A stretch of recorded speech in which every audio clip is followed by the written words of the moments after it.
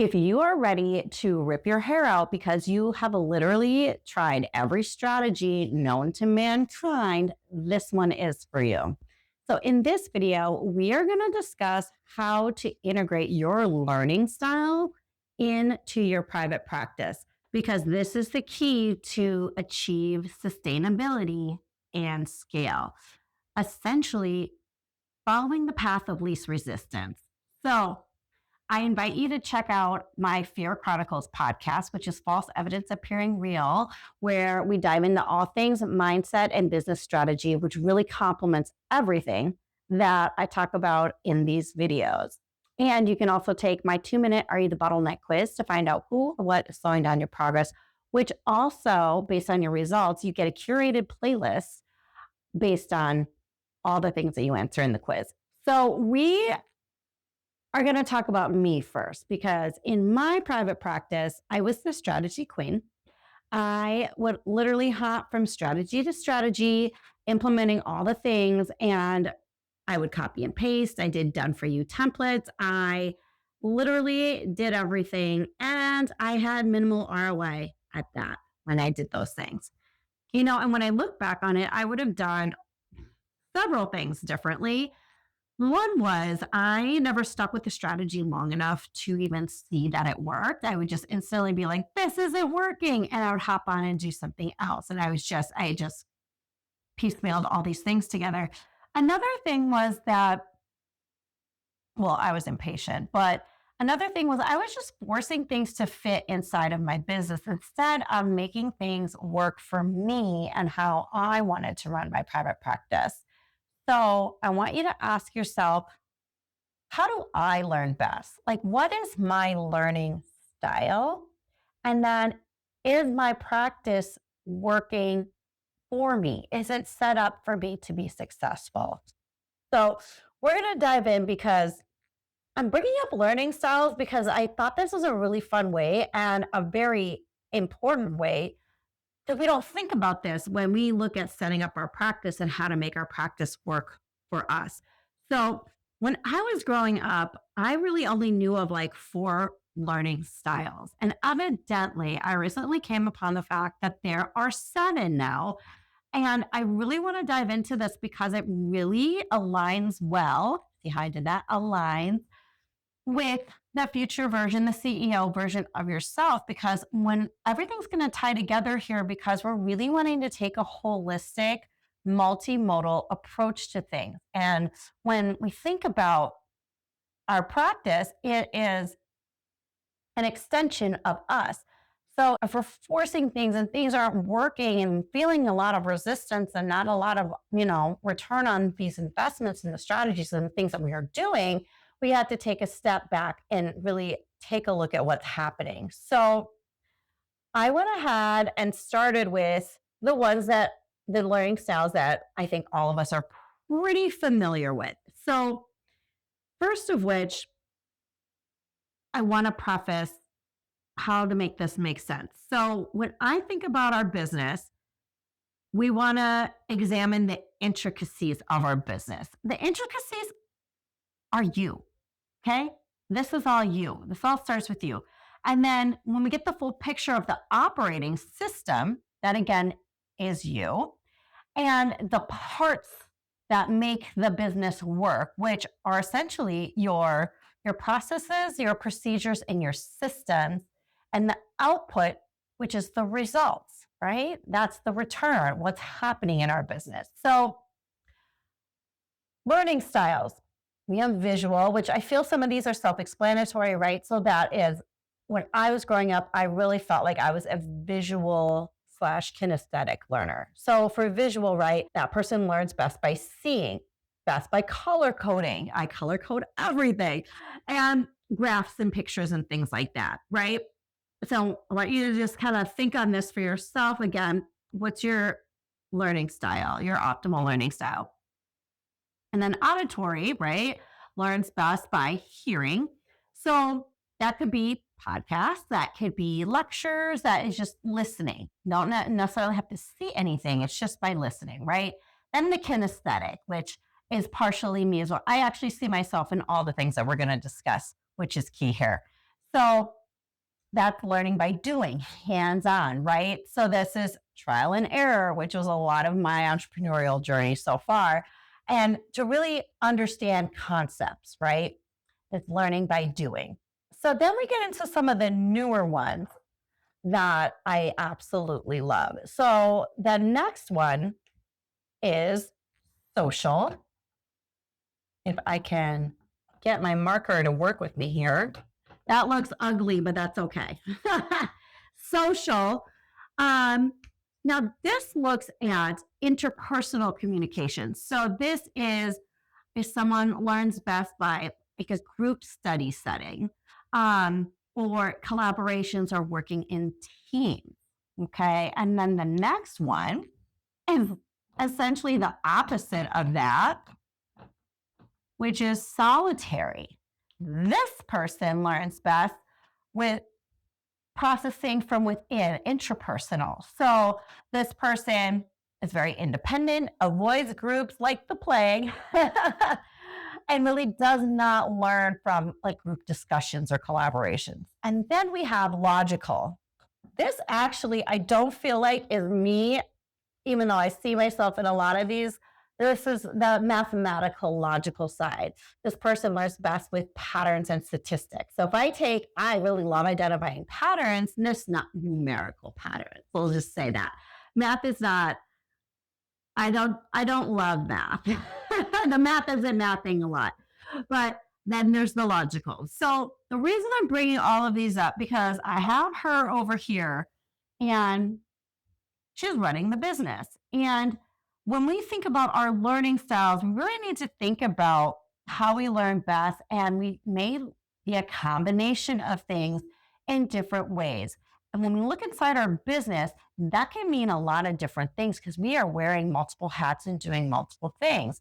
And we may find if we take a step back and look at everything that some of the processes that we have or the way that we do things may be a path of resistance for us because we don't realize that there's another way that we can do things.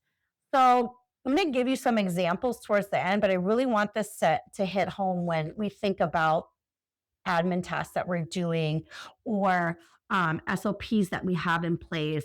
And like I was doing for a very long time, piecemealing things and doing things in a way that I saw someone else do them, or really cookie cutter, which nothing in business is, even though we may try and implement and force something into our business that may not work for us either as we learn or how we do things.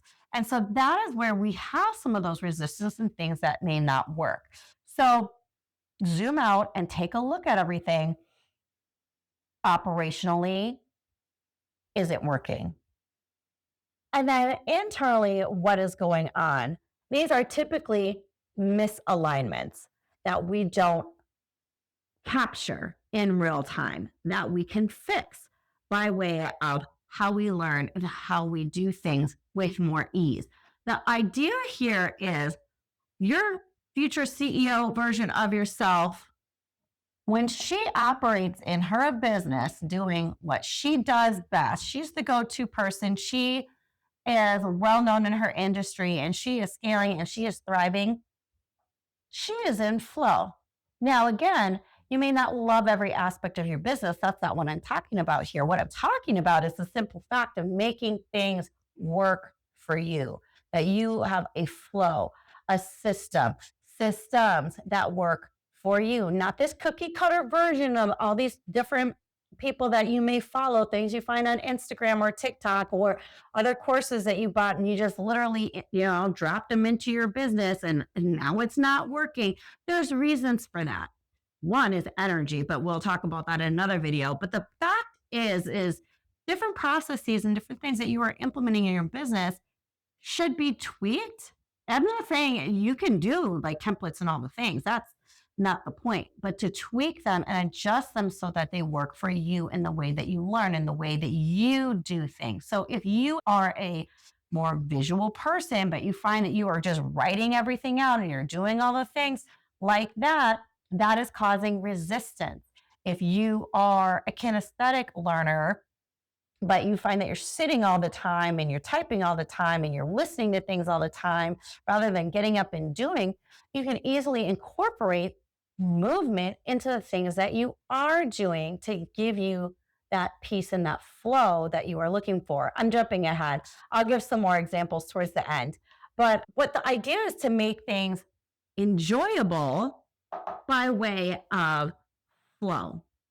So this can be, again, doing more of the things that you enjoy in your business, get you into your zone of genius. And for the things that you don't prefer to do, how can you make that work better for you? What I would like to say is take a look at the way that you learn or you prefer to do things and do more of that. Make tasks work for you so that you don't feel the resistance, you dread it less because you can morph things into different modalities that you prefer that are better for you. So there's always more than one way to do anything. You can take something that worked for someone else or a strategy that you found that you would like to try and make it work for you. So that is how you could take something that's cookie cutter but make it yours. That was what I was missing in my private practice. I never took the time to go, hey, I could make this mine. How can I make this work for me or how I have my business set up? I did a lot of things that were the opposite of flow for me, that were the opposite of the way I learned and liked to do things and how I understood things. I basically just trial and errored my way through the whole thing, which there's nothing wrong with that, but it was very painful and excruciating at times rather than just taking the time to make something mine and make it make sense for me and my business. So to tie this all together, some examples that I had were, what I feel like is the most obvious one is for the visual person, right? You're likely already doing this, but do more of make things visual versus writing things out. So that can be color coded lists, spreadsheets. That can be for your SOPs and your processes. All of those things, make them visual. Don't write everything out if you don't want to do that. If that is a way that you just dread write, you hate writing or whatever it is, you can do that. One thing I already alluded to for like the kinesthetic learner, get up and move. If you are really a diehard like to learn person like myself, you could take, if you're listening to a podcast or a course or whatever, put it on your person and go for a walk or a jog or whatever. Put those things together. Who says you have to sit down for 8 hours to finish a course? Who says you have to write everything down in order to have a business and have policies? Nobody, we just think that we think that we can't rewrite the rules. And the whole point of this video is that you can rewrite all the rules. You can make it work for you. Follow the path of least resistance to get you more and more into the flow as her. What works for you? What can you change, adjust, include, exclude in your business to get you more into the flow state, to get it to integrate so your business, you don't have resistance in any part of your business, even the stuff that you don't like to do. Make it work for you. Think about how you learn best and how you can shift things. Because the thing is, the way you learn, you enjoy. That is the whole idea, right? So I personally, I enjoy switching between markers and pens and making lists and all of the things. I enjoy that kind of stuff. I will write and rewrite a list just so I can cross things off. And then I color code it. My calendar is color coded. I love it. It just helps me process and helps me organize. And you know what? That helped me in my private practice as well. So again, you have to think about what really works for you and put that stuff and adjust and make it flow better. Make it easier for yourself. Make it more enjoyable, less hard to look at. Make it more aesthetically pleasing for yourself. In all ways, you need to move, move more, incorporate, adjust, add things. This is, again, a really great place to play and learn how to best run your practice. Because likely, if you're feeling resistance and resentment and you're feeling all these things, it's because we just have to make some small tweaks in your business to get rid of the resistance and get you more in flow. And these are small ways, just because everybody is different. Everybody learns different. Everybody's a combination of a few things.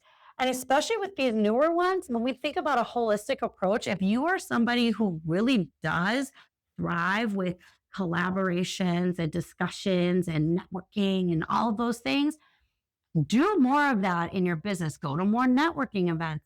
If you're a solopreneur and you really enjoy that, have you entertained the idea of collaborations and partnerships? Or maybe that's just in a referral circle or whatever it is. Think about how you can make your business set up more to be in alignment with you, more in flow with you. Because you know what? The future version, the CEO version of yourself, she's already doing those things. So now it's up to you to make that happen for yourself. So that was a really long-winded explanation of how to tie this all together. But I really hope that you took something away from this video. It's something that you could implement right now that is going to put you closer to a business that is more aligned and in flow with you, because your business is an extension of you. So if you found this helpful, it would mean a lot if you like, comment, subscribe, shared, all the things. You can check out the links below to find out how to work with me, or to take my 2-minute Are You the Bottleneck quiz to find out who or what is slowing down your progress. And I'll see you in the next one.